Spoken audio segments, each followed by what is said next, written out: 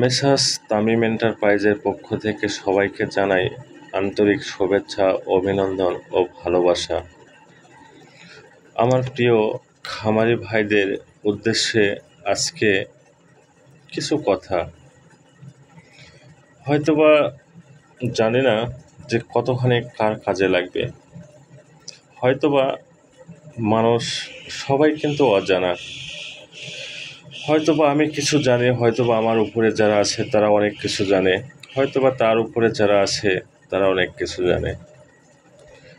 হয়তোবা যতটুকু শিখছি বা যতটুকু আমার মধ্যে আছে, হয়তোবা সবার মাঝে আমার এই বক্তব্য বা আমার এই প্রতিভা, সবার কাছে আমার এই ভালোবাসা থাকবে কি না আমি জানি না। শুধু এতটুকু জানি যে আমার মন যা বলে তা হয়তোবা আপনাদের সাথে শেয়ার করতে পছন্দ করি, বাট ভালো লাগে। তো আজকে আপনাদের মর্মান্তিক এক দুর্ঘটনা বলতে পারেন। আজকে ফিল্ডে যখন কাজ করতে যাই তখন অনেক কিছু সামগ্রী হয়তোবা চোখের সামনে আসে। তার মধ্যে আমার আজকের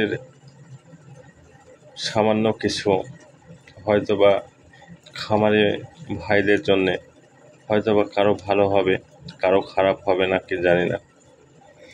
তো জানা থাকার সবারই প্রয়োজন। আজকে যেটা জানবো হয়তোবা কালকে আগামীতে হয়তোবা কাউকে জানাবো। তো জানানোর ইচ্ছা বা প্রতিভা যদি থাকে তাহলে অবশ্যই একটা মানুষের দ্বারা অনেক কিছু পেতে পারে।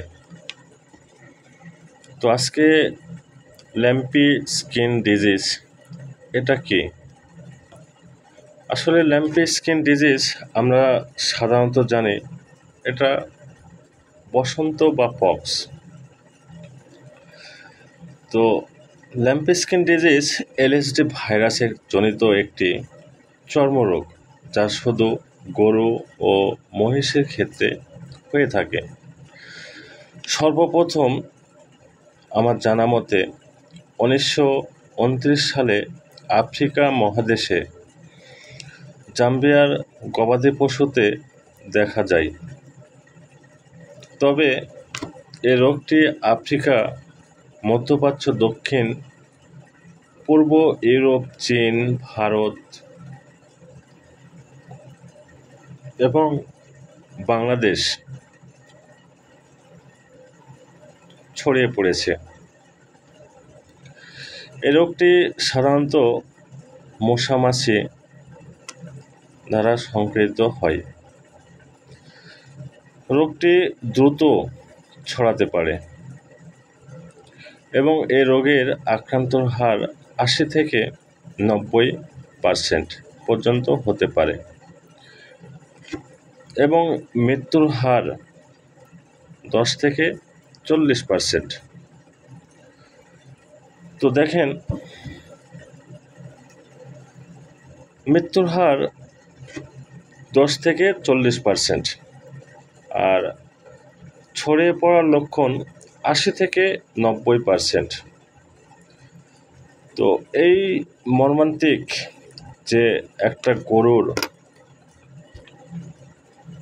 আমরা জেনে শুনে অকালে হারিয়ে ফেলতেছি, কিন্তু তাদের পরিচর্যা, যত্ন যদি আমরা আগে নিই, আমরা আগে যদি তাদের পরিবেশন করি তাহলে মৃত্যুর হার আরও কমতে পারে। তো বাছা মরার মালিক মহান আল্লাহ একজন, কিন্তু আমাদের যে দিক নির্দেশনা, যে দিক লক্ষ্য সেটা তো করতে হবে। তো আজকে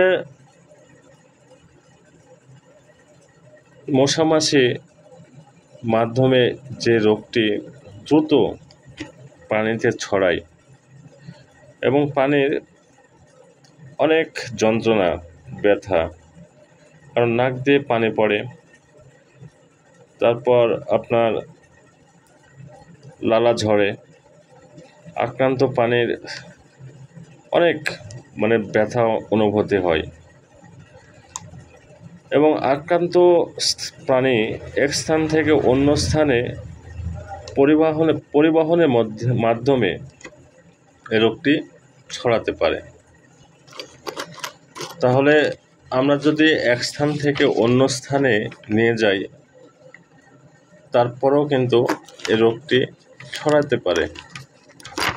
আসলে আমরা যখন গরু হাট থেকে কিনে আনি, তখন কোনো না কোনো গরুর উপমা হয়তোবা আছে বা উপমা হতে পারে।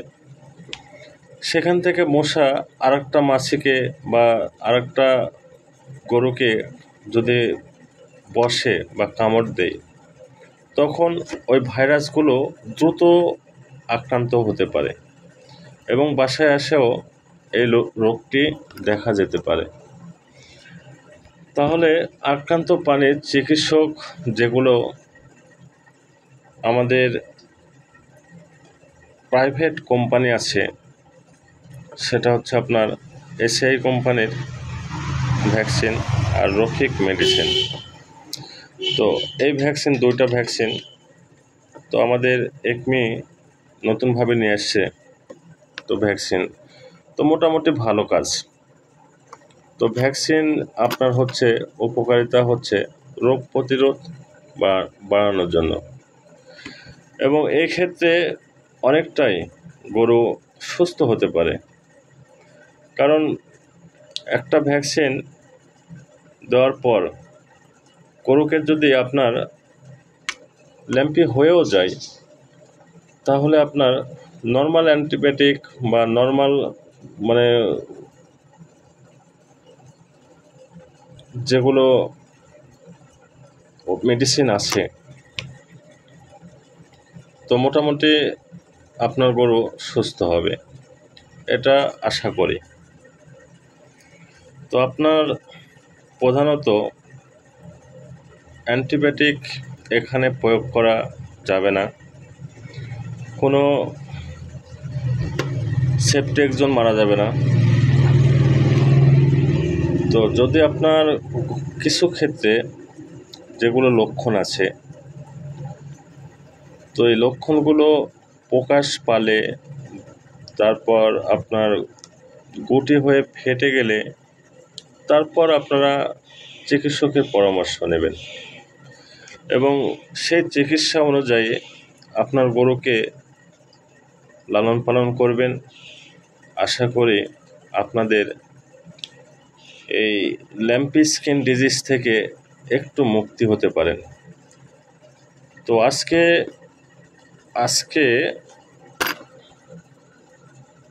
বেশিরভাগ দেখলাম আমাদের ভট্টগ্রামে, তো প্রতিটা ঘরে ঘরেই এই ল্যাম্পি স্কিন ডিজিজ, বসন্ত রোগ গরুর অধিকাংশ হয়েছে।